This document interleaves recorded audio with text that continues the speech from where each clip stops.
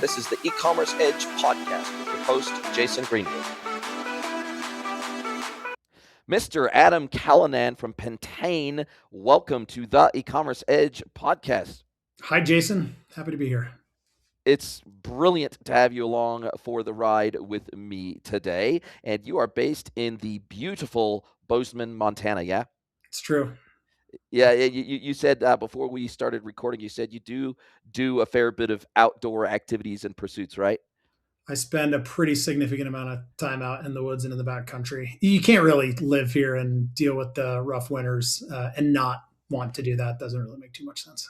Totally. Do you also snowmobile and do other things in the snow? Absolutely. Yeah, you got to do it all. I Y- mean, y- we had a really mild winter this year, so it's probably not a good example, but generally speaking, we get a lot of snow. That can start in October and not end until May or June. So yeah, you got to get skiing and snowmobiling and you know Nordic skiing and do all this stuff. Especially if you have kids, you got to get them outside. Totally. Got to burn off that energy. And you've also got your own podcast as well called the Growth Mavericks podcast. You do a lot of media stuff with Inc. magazine. You're also an investor. You're what I would call a serial entrepreneur. Pentane is not certainly not your first rodeo at running a business and building a business. How did you get into this world of entrepreneurship? In college, I had spent my whole life wanting to be a doctor, and so I went and got a crazy science degree. And I was always really into math and science, so that was not particularly unique for me. Halfway into my degree, I decided that I didn't want to be 35 and $500,000 in debt and starting life, which was the path that I was on. Having spent almost quite literally my entire life at that point going down that path. And so what I did, I went into a medical device startup it wasn't, it was like kind of apartment phase. So it was off the ground, but not by much. And I got to learn in that space how to build business because I largely sort of got attached as the first outside salesperson to just sort of build the company or grow the company or whatever. And that is a much bigger, longer, uglier story that we probably don't need to spend any time on. But I learned a lot of what not to do. But it was very entrepreneurial. And in hindsight, growing up, I had some heavy influences, namely from my grandfather that was like the super wacky inventor that just invented the coolest stuff that he never could commercialize ever. And so we were being wacky inventors at a very, very young age. So I was probably always there, but I didn't start flexing that until my 20s. And why Pentane specifically? Why this industry specifically? Why e-commerce business intelligence specifically?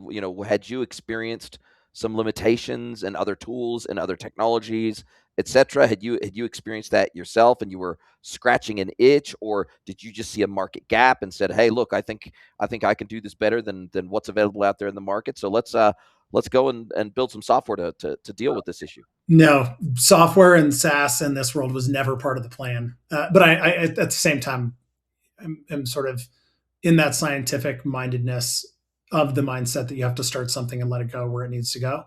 So the Pentane came about because of my experience at my last company, which was a consumer product company, an e-commerce company called Bottle Keeper. And in Bottle Keeper, because of my experience before that in that medical device health tech world, it was big and heavy and hard to get away from. And so when my cousin and I started Bottle Keeper, my thesis, my general disposition was I never want to employ anyone ever again. so we started Bottle Keeper with really, really strict guardrails. And that was I wanted to build a scalable e-commerce business that I could operate with my wife from anywhere in the world with internet. And this was in 2013, 14. So, at that point, this wasn't 2000 where we were like custom building our own things with a like HTML for Dummies book. So we built on WooCommerce and WordPress and then eventually into Shopify. And so you could build these like scalable systems and that worked really well. The problem I had as the CEO of that business, spending millions of dollars a year on ad budget that I was personally managing. We had no employees. So I was literally playing every single role in the business. In the third year, for context, we did about 8 million in revenue with no employees. And so I probably spent $2 million that year on ad budget. Wow. I needed answers to questions that I couldn't find in existing software. So my cousin Matt and I, who was my co-founder in this business, we wrote math to answer questions that I needed in order to answer questions as the CEO in a business that we didn't want to raise money in. So it had to be profitable. Where I was also the person pulling all the levers in customer acquisition. I was writing all the emails. I was building the entire full funnel. I was literally pulling the levers inside of, at that time it was Facebook. That was pre-Meta. And so we built a system for ourselves to run the company on, and it's what we ran the company on from start to we got acquired in 2021 by private equity. So Pentane comes from that. I did not mean to do it. I got bored, after a year of woodworking and running in the mountains, chasing big critters around, and went to companies that I had invested in, my wife and I had invested in, and realized they had the same problems. They were good businesses, they were incredible operators. They just didn't understand how finance is dependent on marketing and marketing is dependent on finance. And they're entirely separate languages. That was a gap that we had bridged really, really well at BottleKeeper. So I just rebuilt systems for them and it totally changed them. So Pentane came from that just entirely organically. It was not on purpose. Wow. And how did you decide? There's always this age-old question inside an e-commerce business: build versus buy, right? And if I was to log into the Shopify App Store today and put in business intelligence or MMM software or multi-channel attribution software or kind of anything related to performance analytics, I would probably get 100 results in Yeah. the Shopify App Store today.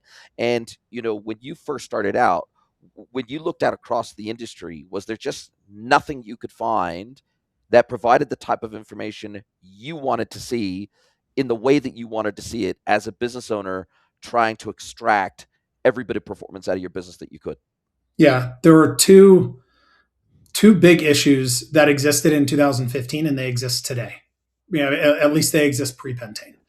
And that is you have an unlimited amount of MarTech, marketing technology stuff, and you have an unlimited amount of FinTech, financial technology stuff. You have zero overlap between those two things.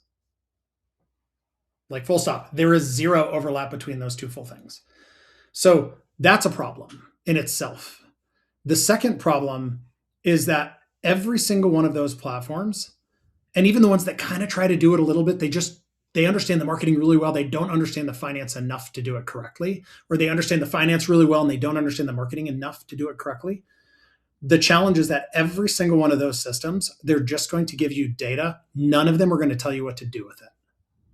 None of them are going to tell you the next step to take, the change to make in your business that's going to adjust the outcome. And that's what I'm extremely adamant about building inside of the Pentane ecosystem is highly directional guidance, not here's information, but here's exactly what you should do with the information. Here's exactly the adjustment that you should make. Here's exactly where you should look to cut.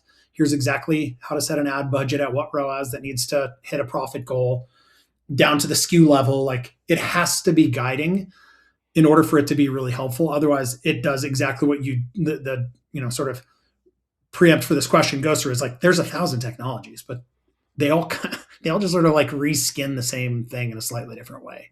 None of them tell you what to do with it.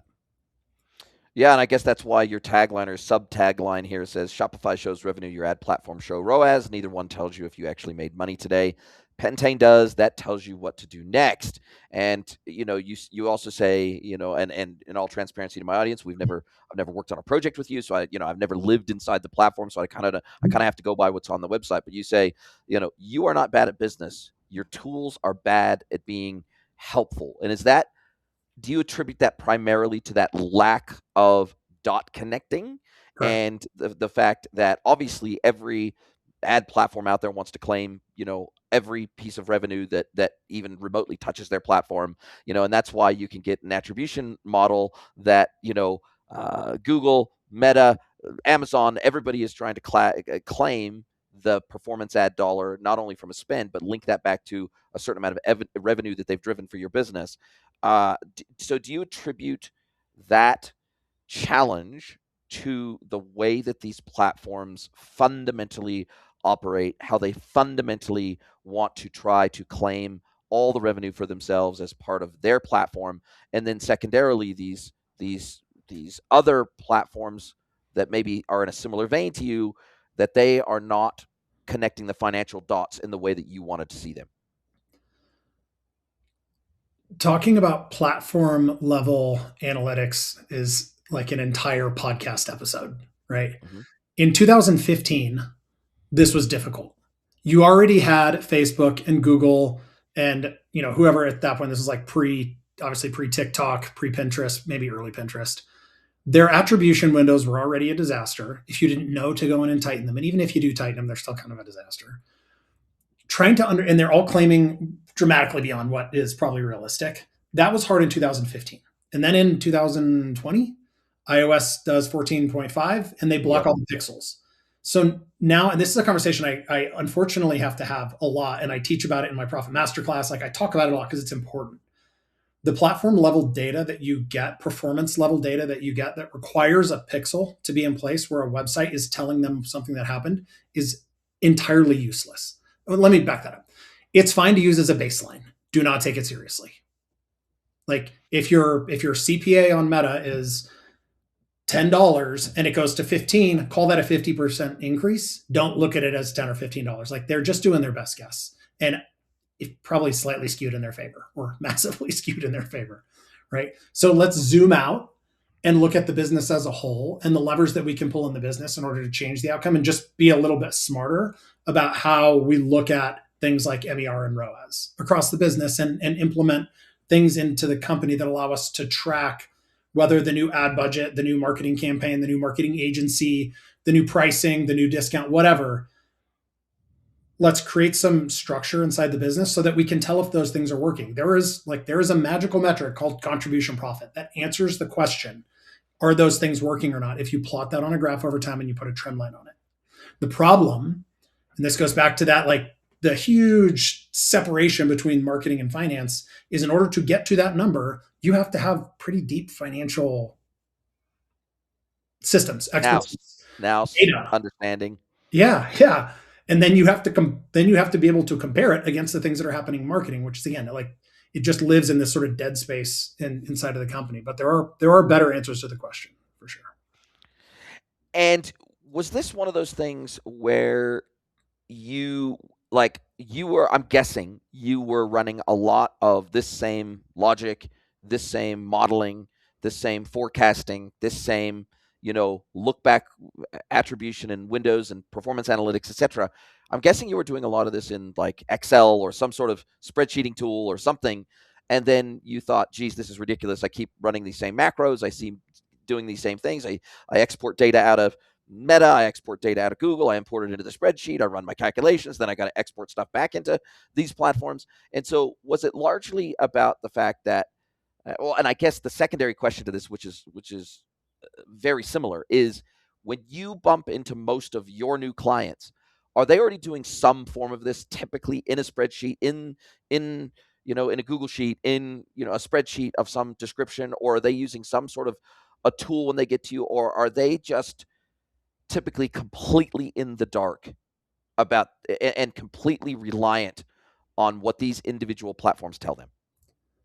The first question, yes, we built it in Google Sheets, and it started as a reasonably small thing, and over the course of 9 years or 8 years of operating that business, became a giant, enormous behemoth of a thing that we were manually entering data into, right? Like we were updating. We had a really firm grip on our finances and how the different types of expenses impact the business differently, which is critically important. And so we would update that on a monthly basis as we got a P&L, finished a P&L, which is my cousin's role and one of his many roles in that business. And we were manually inputting our Shopify sales and our Amazon sales and our wholesale sales and our Meta or Facebook ad spend and our Amazon ad spend and our Google ad spend. We were manually entering that into a spreadsheet every day for 9 years. So Every day. Wow. every single day. Yep. Because I needed the data. Like I needed the information. I wanted to see what was happening in the business in real time. So that worked for us. Now, granted, we made some mistakes because sometimes we got the inputs wrong. Sometimes we entered, a variable sales related margin in the place where we were supposed to input contribution margin, which those are inverted. They're the Yes. opposite. One minus contribution margin equals variable margin. So like you can't invert those or it screws the whole thing up. Yes. And we would find that out a month later that we've been looking at the data wrong and therefore building ad budgets wrong and driving performance that was wrong. And so we paid for Yes. that mistake. Yeah. And now, obviously, or maybe not obviously, inside of Pentane, all that stuff is just automated with APIs and everything. So there is no manual updating of anything, which is Right, and you actually explicitly say on the Pentane website, we've kind of got this 3-step process. It's pretty simple. It's pretty straightforward. Connect is step one. Bring in data from Shopify, Amazon, Meta, Google, TikTok, your accounting tool, whatever it might be. Maybe an ERP, maybe it's QuickBooks, maybe it's Xero, whatever it is, yep. so that we understand kind of where costs are, where we're driving revenue, where we're driving clicks, etc. Then 2 is C, which is Pentane maps your real cost structures and shows you where you actually stand. Then 3 is know what to do. So this is the actionability part that you were talking about. And this is where Pentane gives you prescriptive guidance all the way down to ad budgeting, ROAS floors, discounting, pricing, profitability, all that sort of stuff. And I guess at that point, when we want to turn that around, when it says know what to do, for example, if I need to adjust an ad budget in Meta for a specific SKU and for a specific ad, does it then push all those, like basically once the user says, yep, I agree with all this, make it happen, does it then make those changes in Meta, or do you manually go into Meta and you make those updates that it recommends that you make? Yeah, it's a great question. So from a procedural standpoint, yes, onboarding is quick. We just connect the APIs. We answer some questions around what's in a P&L, connecting your QuickBooks, your Xero, your Vitaloop, or whatever. And then you connect the rest of the data. The stuff comes in, it automatically starts populating, and then it just starts answering questions. And this is something that the user, or the new client, and I go through together, because because I'm deeply familiar with the math and systems, I can look at the numbers that come out and immediately see where the opportunities and where the problems are, and the things that we need to adjust for, and exactly what we need to do to adjust for them, which is important, really important, right? But then the system itself, we have what we call a guidance system that gives them the ability to set their goal, whatever their profit goal is, whether it's $10,000 a month or a 10% net margin, like whatever, get set that, and start pulling levers inside the business with advertising spend and price increases and discounts and adding payroll or removing payroll, like all these levers that you can pull, and see exactly how the business needs to perform to achieve that goal. So, for example, if you've set a $10,000 ad budget, and without making changes to pricing or discounts or anything, if $10,000 ad budget, if that's an unrealistic ad budget, the system shows you that you need to get a 19x return on ad spend to achieve your 10% net margin goal, which is entirely unrealistic.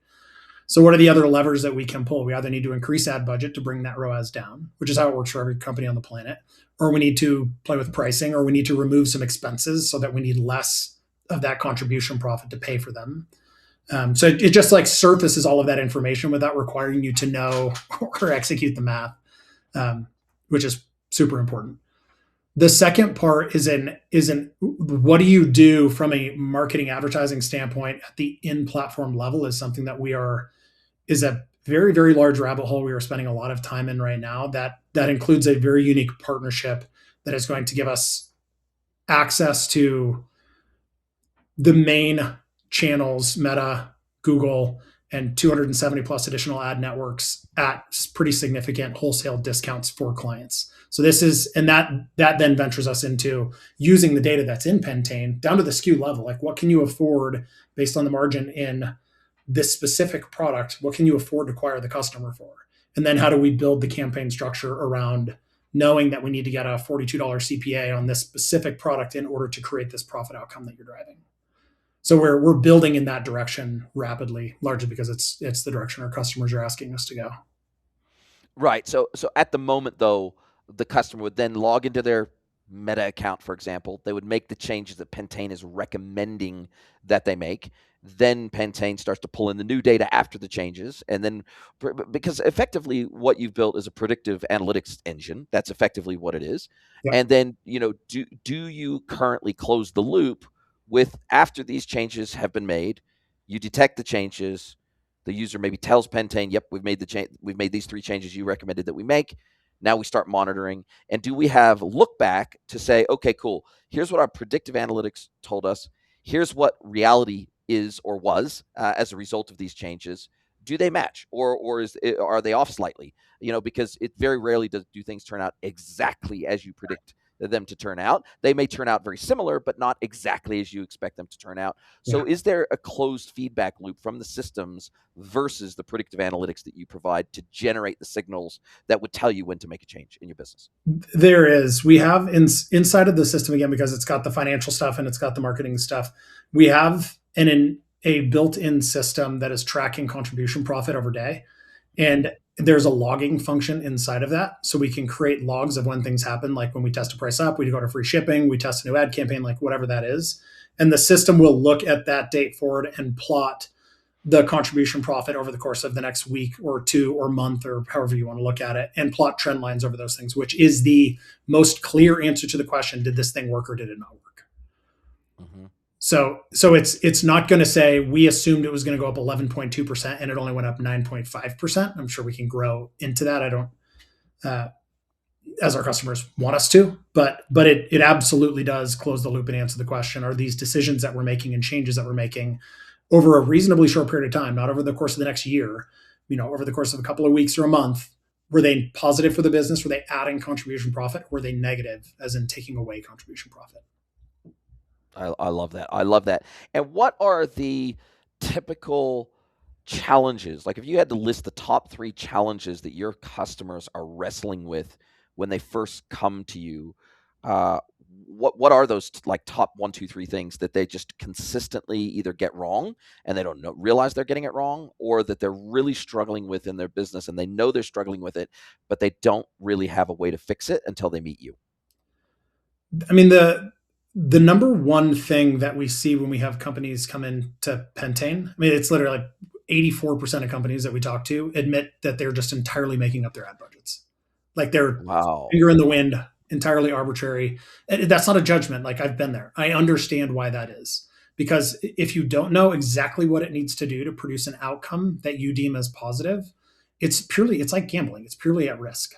So I understand why we have a tendency to under budget what the business needs for advertising. So that's the first thing, is just like, let's get clarity around what a realistic ad budget at a realistic return on ad spend, given how the business is performing. Let's get clarity around that so we can make smarter decisions around how we hire a customer, because and literally this happens quite frequently. I have a couple of companies that just came in that are dealing with this, where they're at a 10 return on ad spend, but they're struggling to get to break even. So I mean, the problem is that 10 return on ad spend needs to really be more like 4 or 5, maybe Mm-hmm. 3. Mm-hmm. And in order for us to, I mean, the goal isn't to bring the ad spend down. The goal is we need to put in more fuel to the engine. We need to pour more fuel on the engine. And that fuel is the advertising budget. And as we push advertising budget up, we expect performance to come down, generally does. And as long as we have the guardrail on how far it can come down to produce an outcome, we generate dramatically more of that contribution profit to cover the fixed expenses. And they're profitable, much more profitable at a 4.5 return on ad spend with double the ad budget than they were. At that point, ROAS is just a vanity metric. They could be at a 10 and losing money. It's like, is that good? Of course it's not. I mean, there are other problems in there. Yeah, makes complete sense. And do you think that more, particularly Shopify businesses, because that seems to be the main ones. You work with the Shopify platform. You've got an integration with the Shopify platform, etc. May expand in the future, but for now, it's a Shopify focus.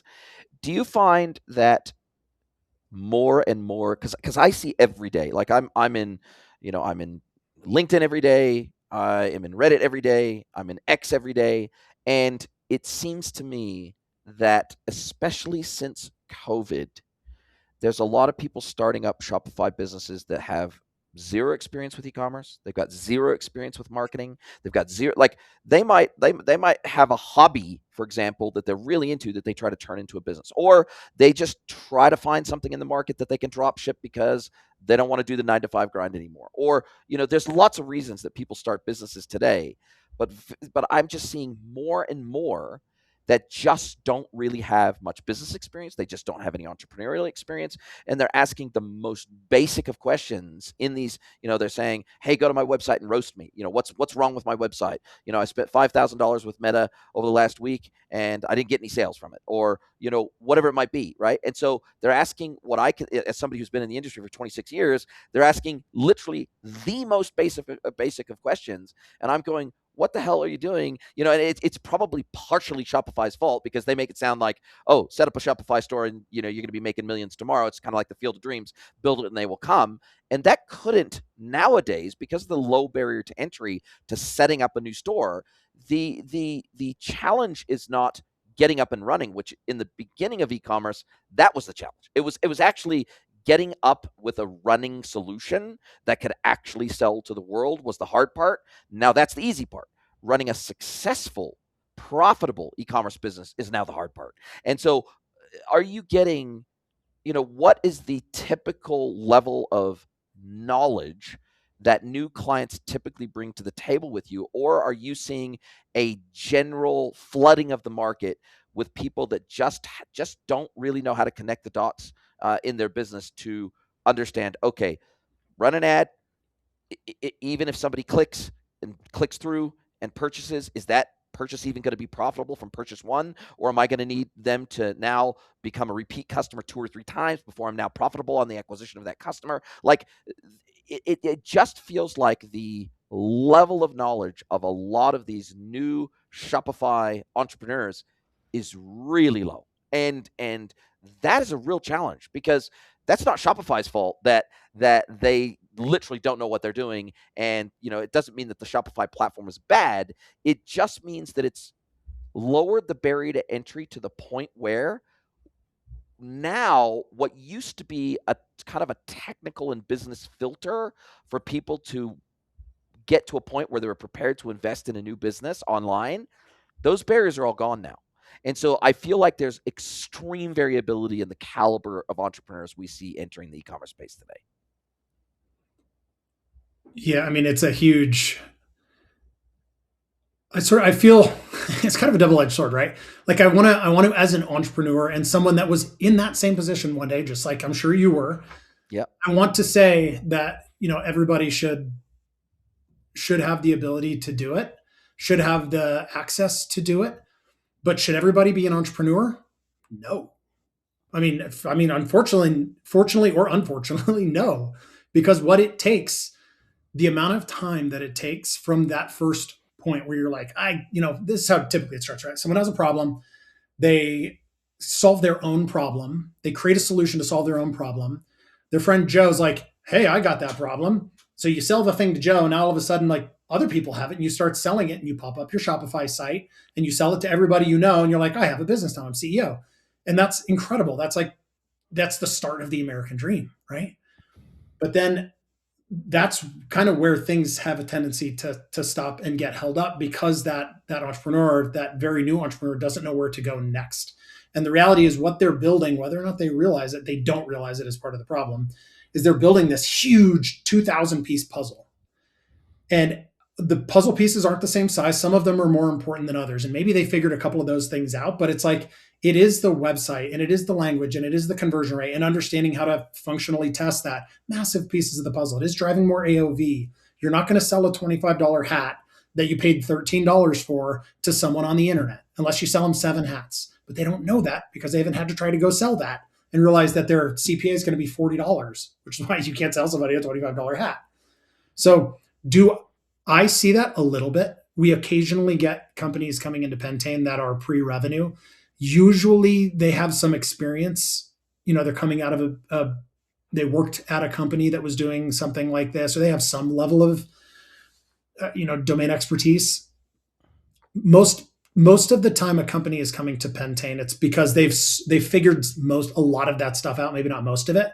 And they're doing $500,000 a year. They're doing maybe $1 million a year, and they have tiger by the tail, and they don't, like, they're just trying to get a hold of things and are trying to understand, how to get it to 3 million or to 5 million and do it profitably, because they don't want to go raise money, or they can't go raise money, or, whatever that is for them. So that's typically where we we get them. The bigger companies that we end up working with that are in, the 10 plus million range, see Pentane, we have discussions about it. They go try to figure it out on their own.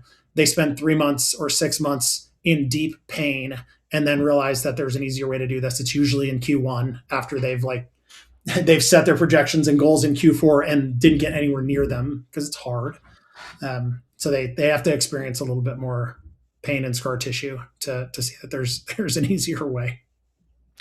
And I guess also that's reflected, that experience that you've had up across this broad range of customer types or merchant types in your case, is reflected in kind of your pricing model or your tiers, right? You've got the Pentane, just, hey, here's the SaaS subscription, do it yourself, $199 a month, go for your life. You use the tool, you understand the tool, we'll help you get it connected, but then from there it's kind of up to you to understand, based on the levers that we're telling you should be pulling, to then go and execute on that, right? Then you've got the mastery plan, which is kind of I wouldn't say a done for you plan, but it feels very much like more of a done with you plan, whereby, hey, we're going to hold your hand. We're going to give you a level of white glove service. We're going to help you interpret and understand some of the things that Pentane's telling you. We're going to help you understand how to best execute on that in a priority order. We're going to answer all your questions. We're going to just basically hold your hand, be a safety net for you. And, that's nearly $3,000 a month. And so the reality, there's a big difference between $199 a month and $3,000 a month. And so obviously I'm guessing that the $3,000 a month is, hey, you kind of have to be in the sweet spot. You have to have a business that's doing enough revenue to justify that kind of spend for a done with you service, but isn't so knowledgeable and so experienced and so brilliant at this that they don't need. So you're kind of like, you got to be in that sweet spot in the middle for that $3,000 a month service, right?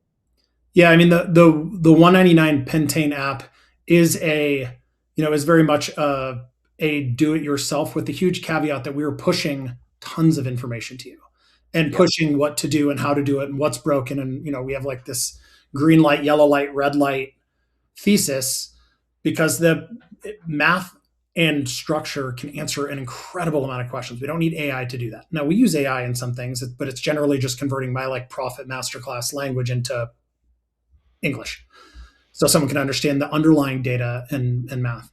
In the mastery component, that is something that we created by demand, and that was largely because we had some clients that wanted a lot of my personal time, and that's flattering, and I think it's amazing. But so we spent an hour a week together, and we deep dive into what's broken, what's working, distribution. I mean, we had 42 patents when we got acquired. So like, I have deep domain expertise in patents and patents infringement and how to enforce them and where to get them and how to deal with them on Amazon. And, the whole range of operating a consumer brand, in today's world. So we spend a lot of really direct time on solving really, really big problems. And what's next for Pentane? Is there anything you don't yet do that you already see a gap in the market and you go, well, we don't do this today, but talk to me in 6 months and we will be doing that thing? Or is there anything your customers are asking for that you don't yet do that you go, yep, cool, it's on our roadmap, 6, 12, 18 months from now, we'll be doing that thing? I know you've already started to talk about closing that loop of actionability and pushing it automatically out of Pentane into the various platforms that you're already connected to pull down data from. Now we're going to be pushing actionable data back into the platform in terms of, I'm guessing, creation of lookalikes, or, adjusting ad budgets, or, spawning new creative, or whatever it might be, or creating new ad groups, or whatever it might be. Look, I don't live in this space every day, so I'm kind of just pulling it out of my backside of what closing the loop looks like in your world. But I know you've already talking about helping to close that loop of actionability, but is there anything else you're working on that you see as high priority for the business?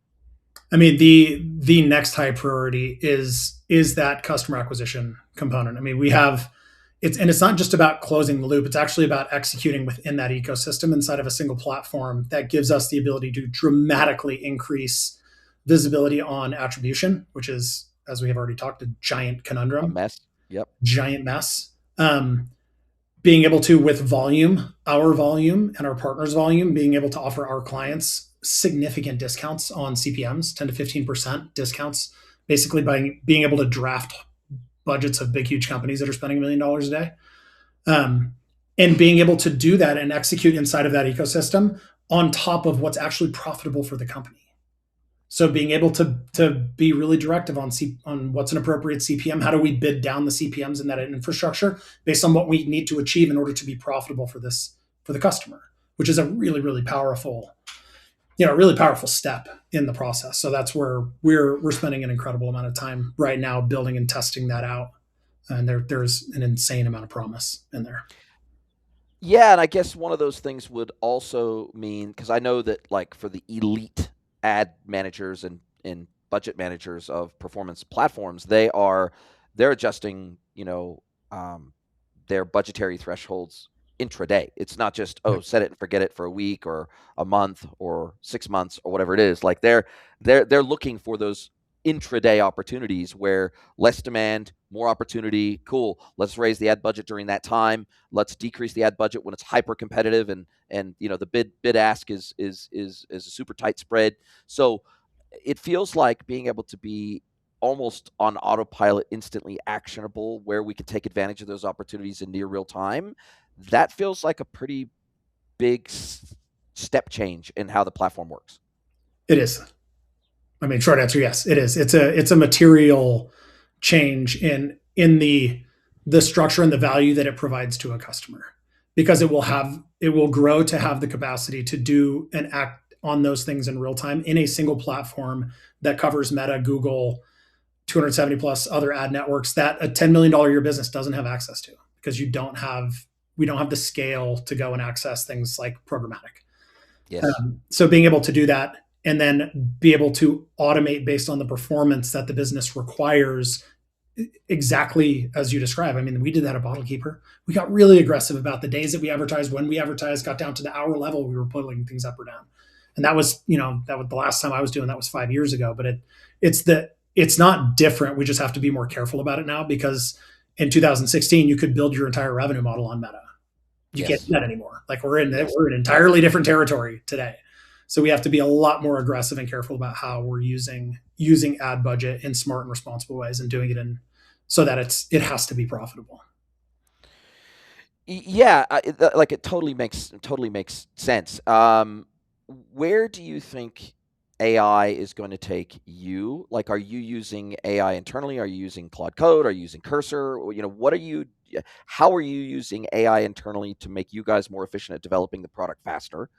Mm. One, two. What AI tooling are you incorporating into the platform, if any, to help turn the platform, instead of a prescriptive feedback engine, to a Oracle type engine where you can ask it any question, where you can say basically in any, in just normal language questions, where you can say, hey, we think we have a problem here, let's talk through it together, and then you can give us some recommendations to meet that need, or maybe, hey, we're thinking about doing this, is that a good idea for our business or not? So I think where we go from deterministic today, which is kind of how the platform operates, to probabilistic, I think there's a big that's a big difference in how the platform would operate, to go from being deterministic to probabilistic. But it's probably important in an AI first world now to have that option within the platform to tap in to that probabilistic insights, as opposed to the real clear, hardcore, dollars and cents, deterministic, guardrails, rules based engine. So, how do you think about those things? So the first part of that question, from a development standpoint, AI plays a massive role in how I, as a non-developer, create and evolve the product. And over the course of the last 3 months, I have been able to, I mean, you want to talk about like tech stack with tools like OpenClaw. I mean, I got into OpenClaw relatively early, in Yep. late January, early February. And it was the only thing that I had ever seen of all the nonsense YouTube videos that you get hammered with that are like, oh, save 27 million hours a year by trying this. They're all garbage. This is the only one that I ever saw that I went down the rabbit hole on. It was a material change, like a stepwise function, massive shift. So I have built a lot of internal infrastructure on using various open clause, in and on Claude, in and on OpenAI for different things, doing for different purposes. That has allowed me to advance our product 2 years in 2 months. Like my product roadmap that I thought was 2 years out, I now have. I mean, I've had it since March. We're now in April. And that includes, so aside from just being able to reskin and modify what the consumer sees, the underlying foundational tech is still there, and that's critically important. We don't want AI touching P&Ls. We don't want AI doing math. AI is fine with the math. It's bad at the equations. So it can do the Hmm. math, but it like literally inverts equations all the time. So like we don't want AI doing math. We Yes. want systems and algorithms doing the math and then supplying the AI with the data in order to help you make decisions. And that's where we're at today. We have inside of Pentane, inside of the Pentane app, that a consumer, one of our consumers is using. I mean, all of them have it at this point, but is a guy named Charlie. And I probably need to come up with like a more creative name for that. But right now his name's Charlie. And Charlie, inside of your account, you can ask him anything, exactly like you're talking. And Charlie, you can say, Charlie, I want to get to a 13% net margin this month, and I don't want to spend more than $50,000 in ad spend. And Charlie will take 10 seconds and come back and say, great, you need to test increasing your prices by 4.2%. That'll drive your ROAS down from 4.5 to 3.9. Right now, you're operating at a 3.6, so we're getting closer. You need to, in order to cover that gap, go look at your P&L, these specific line items in the P&L, look at reducing those by 10 to 15%. I mean, it's like really, really, really go do this. And you can have a full on conversation like, no, I can't do that in the P&L. I can't. And that will require me to cut someone's salary or remove an office or fire a contract or whatever. It's like, great. Okay. Then we need to increase the ad budget from 50,000 to 56,000, which brings the ROAS down from 3.6 to 3.5. Now we're closing the gap. And like, you can have this full on conversation. So look at that today.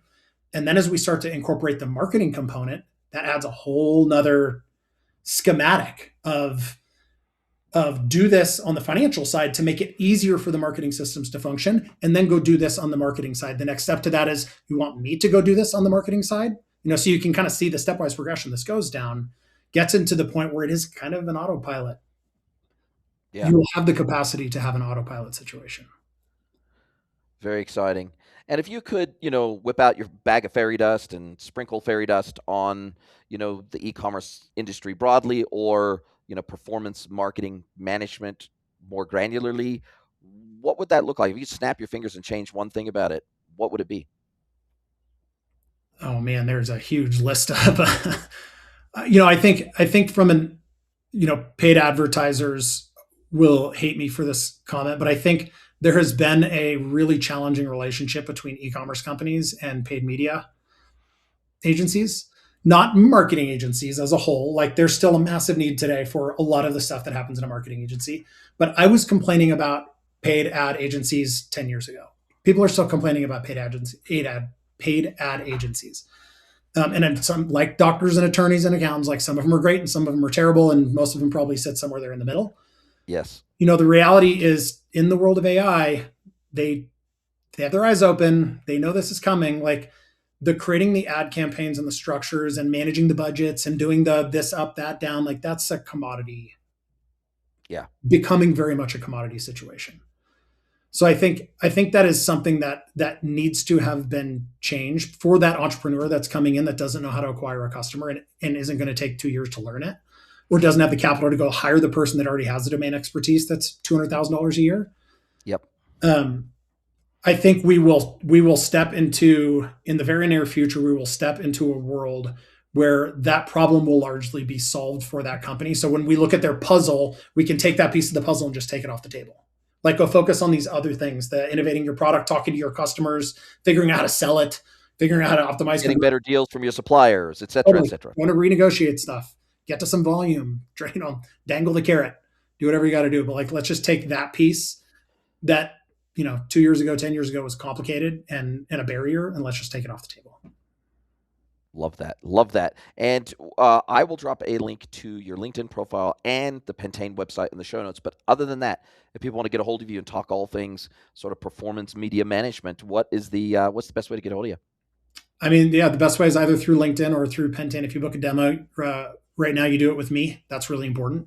So we directly spend time together talking through your situation and your problem. And as you mentioned earlier, it's intentionally inexpensive so that we don't create barriers for companies. Again, I don't think companies need more SaaS fees. I think we need less dashboards and less SaaS fees and more answers to questions. I love it. I love it. Now, as we do come down to the end of our time together, this is where I get to flip the script. I get to hand the microphone over to you. I get to let you ask me one question, any question you like. It could be personal or professional. So, Mr. Adam CALLINAN from Pentane, what is your question for me today? How do you see AI entering the space of ad agency and customer acquisition? Look, I think it's going to affect those industries in the same way that it's going to affect every type of agency out there. You know, whether you're a dev agency, whether you're a creative agency, whether you are an analytics agency, whether you are a system integrator doing pure system integration between systems, whether you're somebody like me and you're a pure consultancy and you don't actually do implementations on behalf of customers. I think everybody is going to have to figure out how to make their work more valuable by leveraging AI than the customer would be able to do with AI themselves, right? So for me, for example, I've been working with AI now, these AI tools since they became publicly available. And I'm trying out new tools every single day. I'm using Manus, I'm using Claude, I'm using Grok, I'm using Gemini, I'm using bespoke tools, I'm creating bespoke tools with Claude Code. I'm deep in this stuff every single day, and I have to devote a certain portion of my week to making sure that I am staying one step ahead of where my clients would be on their own with those tools. Now, the one benefit I think somebody like you or me that actually has real world experience in the industry, I got 26 years worth of experience in this industry, and there's no AI on the planet that has Yeah, what's in my brain in its data set.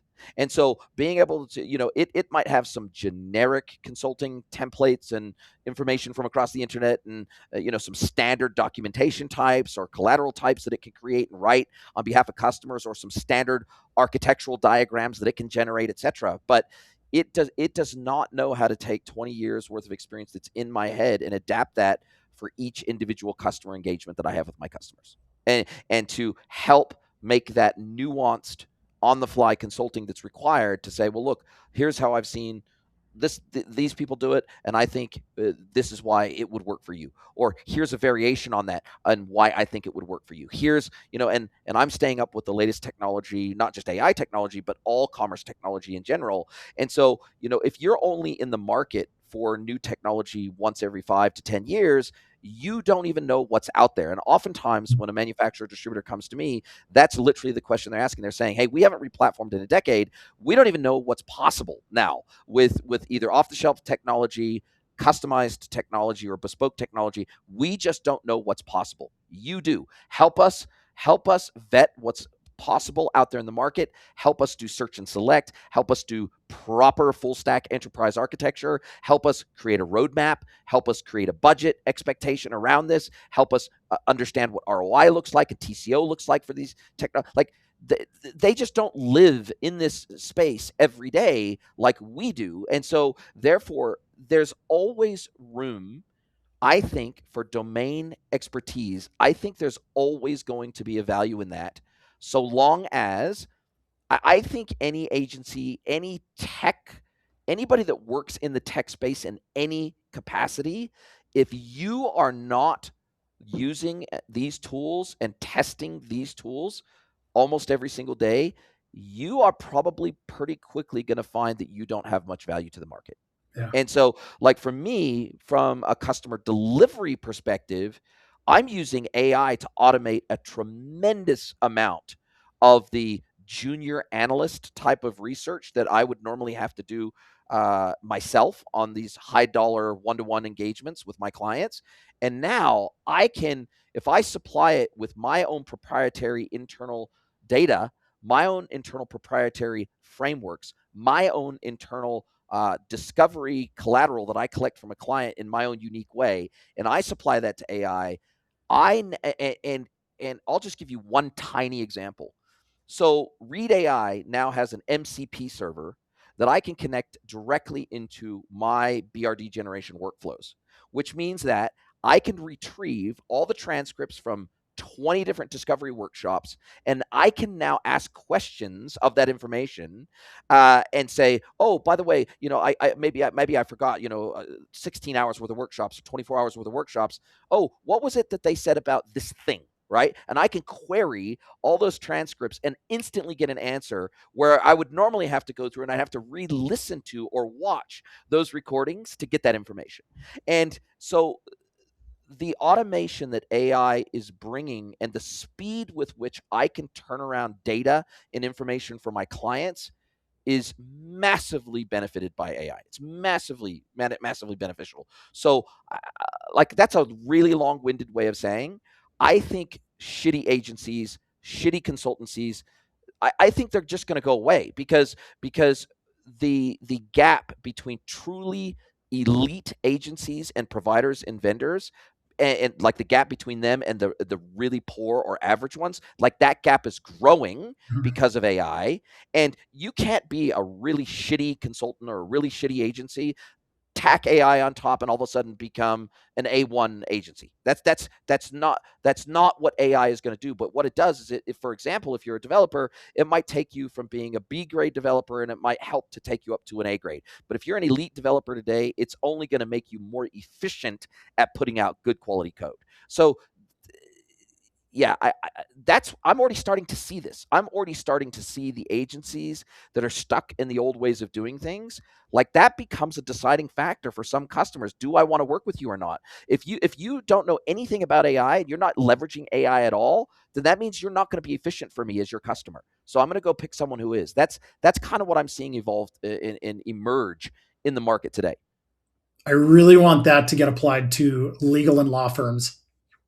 Yesterday, Yeah. I Yes. just got a legal bill, and I'm like, holy hell, how I could add this document, and I chose not to, and I should have, and it cost $4,000. Like, Jesus. Well, I tell you, I am taking a tenth, maybe even less, of the things that I would normally send off to Yeah, legal. I am too. I am literally doing most of that, at least the foundational research. I'm doing all that myself. I'm putting contracts, into Gemini. I'm saying, here's the gotchas that I think I want to look out for. Do you spot any other ones? I can have a conversation about that document. It could be a 100-page contract, and, like, short of reviewing that entire thing, it's so much easier to just upload it into one of these LLMs and converse with it, right? Well, it's amazing. I mean, I'm doing the exact same thing. I guess there is a point at which you have a level of document, at least this is the way that I look at it, that should probably have a human look at it. But, Yes. but then I immediately regret it. It's like it took 5 hours of a partner to review this 13-page document. Like, No, yeah, that's ridiculous. yeah, That's ridiculous, right? yeah, Ridiculous. Well, ridiculous. listen, this has been a fabulous conversation. I really appreciate your time. Been super educational for me, and I'm sure it will be for my audience too. Wish you every continuing success with Pentane, and I can't wait to speak to you again soon. Thank you so, so much. Likewise. Thanks for having me. Are you a B2B or D2C e-commerce merchant? Then head over to greenwoodconsulting.net to learn how we can help you scale your business.